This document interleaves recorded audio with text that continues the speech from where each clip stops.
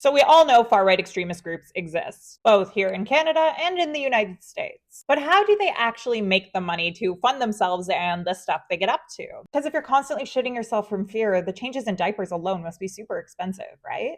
Well, in the latest edition of Insight Monitor newsletter from extremism researcher Dan Collen and terrorism financing expert Jess Davis, we get a little glimpse behind the curtain. Or I guess, in this case, behind the white hood?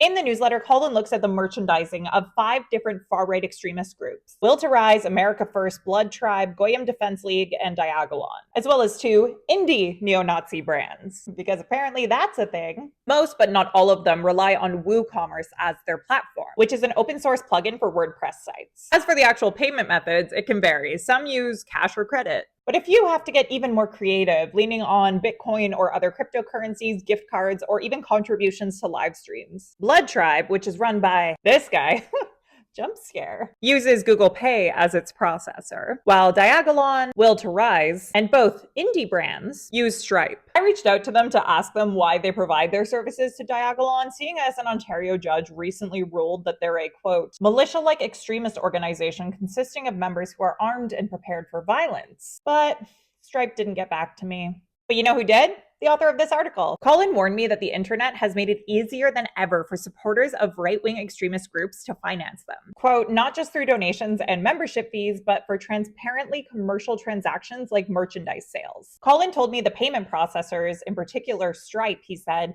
help make this whole process easier, though it also means the extremists have to give up a little bit of control. Because, quote, the system only works so long as these payment processors allow it to. We don't know how much payment processors like Stripe know about the extremist groups who use their services or what their process looks like for approving vendors. What we do know, Colin said, is that multiple extremist groups continue to use Stripe and competing payment processors despite openly promoting violence and hate speech. I'll update you if Stripe gets back to me about why it allows far-right extremists to use its services to handle their payments. Until then, what do you think of all this?